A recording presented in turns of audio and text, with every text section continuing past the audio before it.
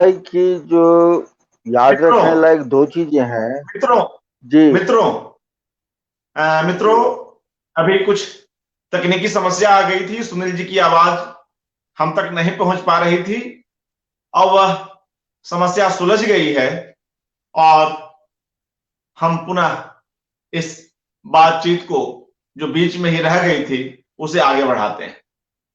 सुनील जी, आप कृपया हमें यह जी। बताएं कि मंजूर एहतेशाम एक रचनाकार के रूप में अपनी रचनाओं पर, अपने लिखे पर किस तरह की मेहनत करते थे, और एक लेखक जिसे बहुत बहुत अधिक पढ़ना भी पड़ता है, तो इस तरह के होमवर्क वे कैसे करते थे और उनकी रचना प्रक्रिया क्या होती थी? सुनील जी। वो तो आपको ये दोनों जो थे सत्येन और मंजूर बौना इस तरह से कर देते कि मान लीजिए कि कोई चर्चित उपन्यास हो अंग्रेजी का या पाश्चात्य, तो वो कहते थे कि अरे इस पर तो हमने बनी हुई फिल्म देखी है अभी। अब आप आगे क्या बोलिएगा, मैं तो बहुत छोटे शहर का आदमी हूँ, जगह का। बहुपठित थे दोनों, ऐसी ऐसी बातें करते थे, ऐसे ऐसे लेखकों के नाम लेते थे कि उनके नाम भी हमने नहीं सुने थे, कभी नहीं सुने थे, लेकिन वो दोनों जानते थे और उन पर बहस होती थी। अब जैसे कि मैं जब गया था क्या कहते हैं 1993 में, तो उस वक्त विक्रम सेठ का उपन्यास बहुत चर्चित हो रहा था, ये सुटेबल बॉय।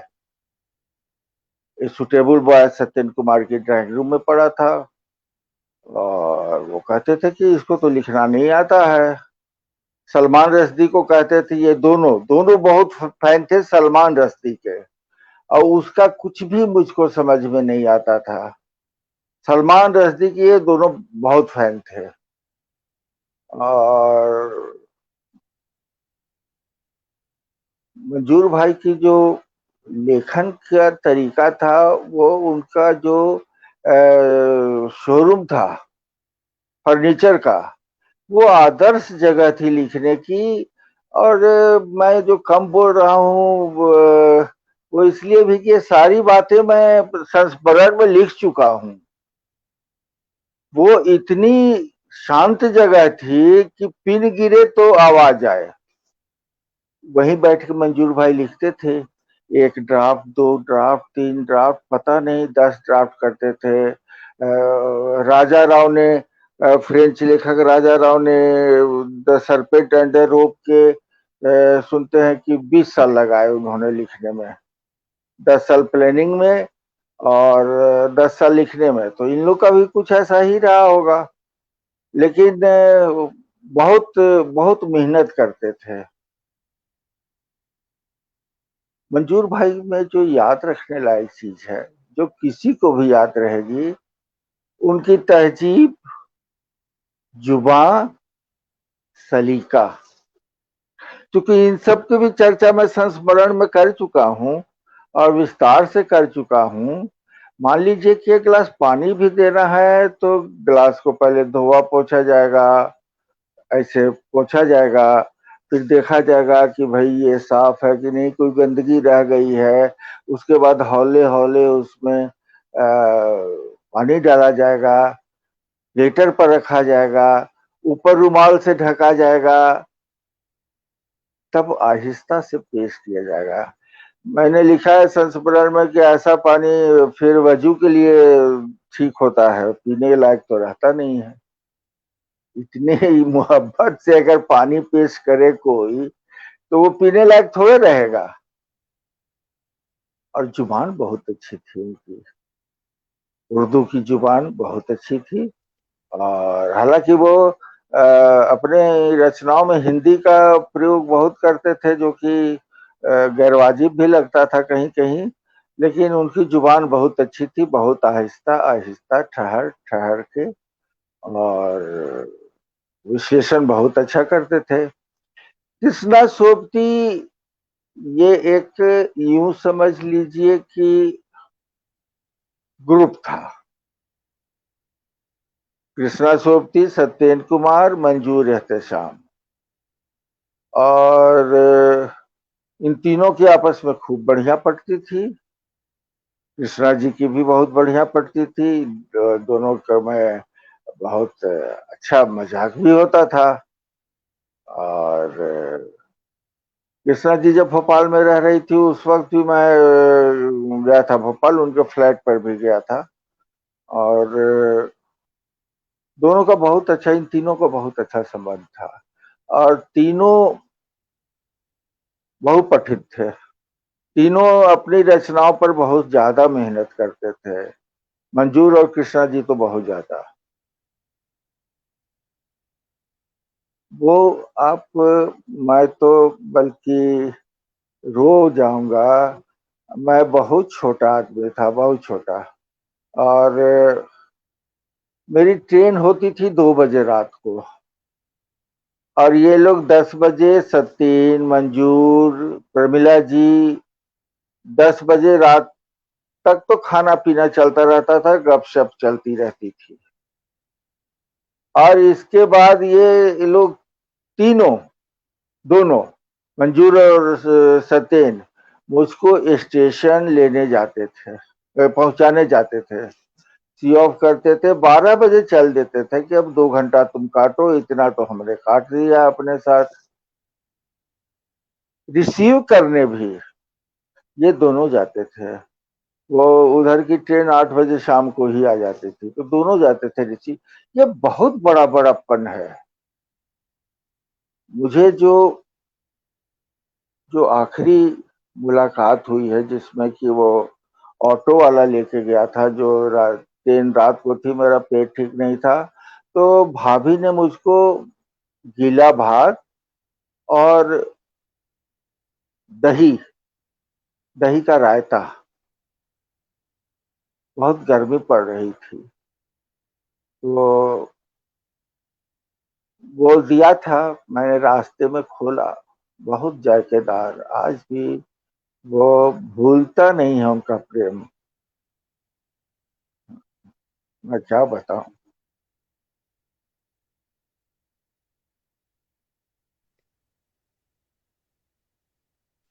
जी। जी सुनील जी, हम समझ सकते हैं। मेरा भी 2-3 बार मंजूर जी से उनके घर पर जाकर मिलना हुआ है।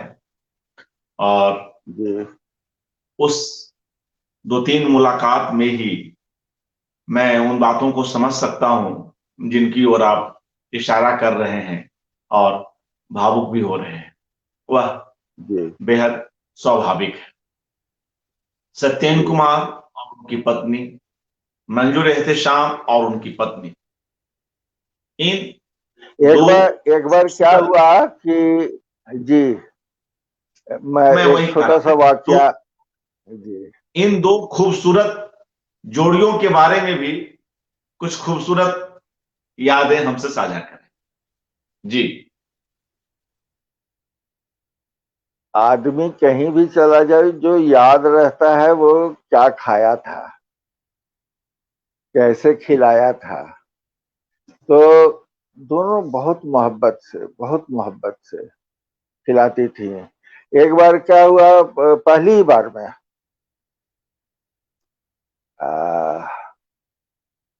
मंजूर भाई से मिलने गया, उसके बाद उन्होंने मुझको दावत दी खाने की। सुमति भी थी, नॉन वेज बनाया था, सुमति के लिए वेजिटेरियन था।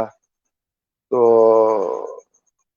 प्रमिला जी ने मंजूर भाई को फोन किया, मंजूर, मेहमानों को तो दावतें खिलाई जा रही हैं और हम लोग को पूछा तक नहीं जाता है, पता भी नहीं चलता है। तो मंजूर भाई अपनी हो जो हंसी होती है वो हंस दिए, बात खत्म हो गई।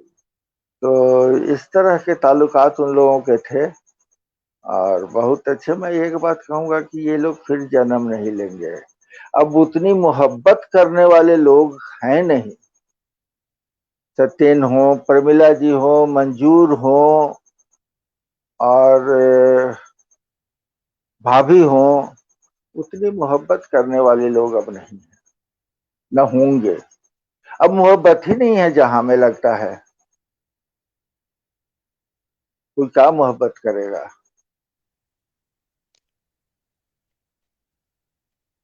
जी। उस समय खाते अब समय आके सामने आके बैठ जाना और मेहमान की प्लेट को देखते रहना कि उसमें क्या घट रहा है क्या बढ़ रहा है, बहुत बड़ी बात होती है, बहुत बड़े घराने की बात होती है।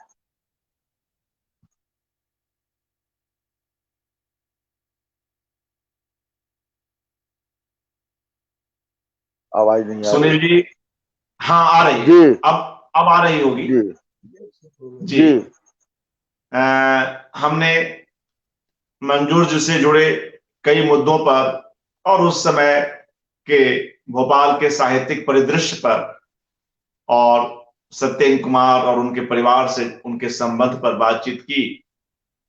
अब जी संवाद का यह आखिरी चरण है और इसमें जी जो यह एक महत्वपूर्ण सवाल यह है जिसके बारे में हम लोग जानते हैं और पहले भी कुछ एक और लोगों ने चर्चा की है कि वे अपने पूर्वजों की पृष्ठभूमि और वहां के भूगोल पर एक बड़ी कृति को रचने की कोशिश कर रहे थे।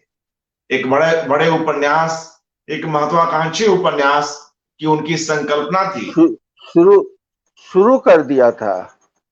जी। आपने मंजूर इसके भाई बारे को में देखा है तो जी, लंबे गोरे चिट्टे ये लोग नॉर्थ वेस्ट फ्रंटियर प्रोविंसेस के थे और भोपाल 1840 में आ गए थे और यहाँ लकड़ी का काम था जो कि अंत तक चलता रहा। मंजूर वगैरह का भी लकड़ी का फर्नीचर का काम था, उनकी बेटी का भी फर्नीचर का काम है। तो इस जो 1840 और 2014 से शायद उन्होंने 12 से लिखना शुरू किया था, एक महत्वाकांक्षी उपन्यास जो कि रियासत के दिनों से गुजरता हुआ स्वतंत्र भारत तक और वर्तमान तक पहुंचता, उसकी वो आधा से ज्यादा लिख चुके थे और वो अगर प्रकाशित हो पाता, वो लिख पाते तो वो बहुत बड़ी कृति होती। और हम लोग को कुछ नया जानने को मिलता 1840 से। और इस बीच उन्होंने उस पर काफी स्टडी भी की थी, मैंने वो किताबें देखी थी, उन्होंने दिखलाई थी, उसमें लाल लकीर देखी थी। लेकिन अब तो मंजूर जैसा कौन लिखेगा,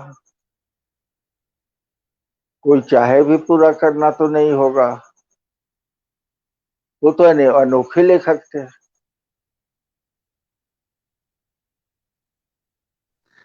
यह हो सकता है कि उसको कुछ संपादित करते हुए या उसे जिस रूप में वह है उसे कुछ हद तक अपूर्ण मानते हुए और एक बेहतर और सक्षम ढंग से संपादित कर उसे लाने की कोशिश की जा सकती है उनके परिवार वालों की ओर से।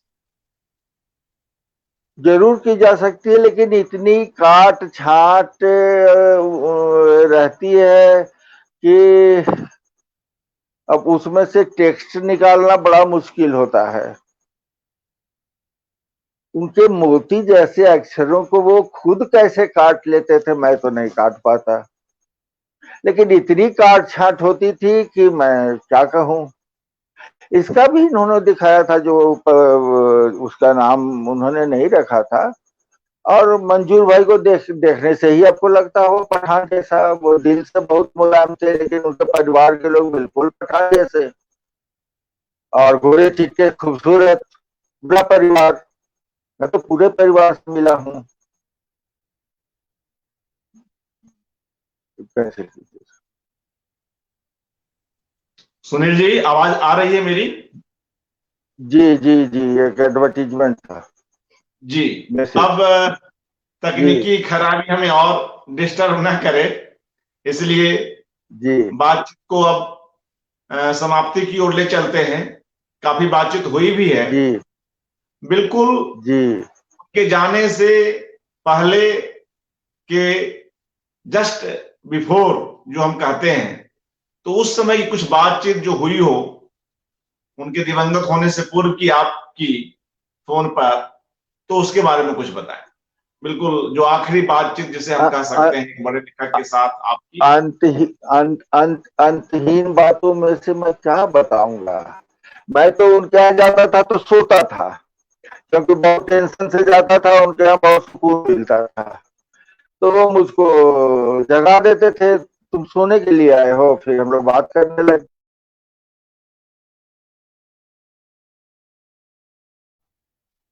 मित्रों, लगता है सुनील जी की ओर से वापस कुछ व्यवधान हो पाया है।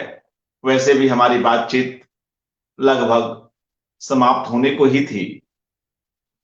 आप सभी ने इस कार्यक्रम के लिए समय निकाला, आपका धन्यवाद। सुनील जी का भी, जिन्होंने अपनी यादों के पिटारे से कुछ रोचक महत्वपूर्ण संस्मरण निकाले और हमसे साझा किए। मंजूर एहतेशाम हमारे साहित्य जगत के एक अमूल्य रत्न हैं और रहेंगे। वे अपने शब्दों में, अपनी कृतियों में हमेशा हमारे साथ बने रहेंगे। उन्हें नमन करते हुए और आप सभी मित्रों से आज्ञा लेते हुए इस संवाद को यहीं समाप्त करता हूं। नमस्कार, शुभ रात्रि। कृपया अपना ख्याल रखें।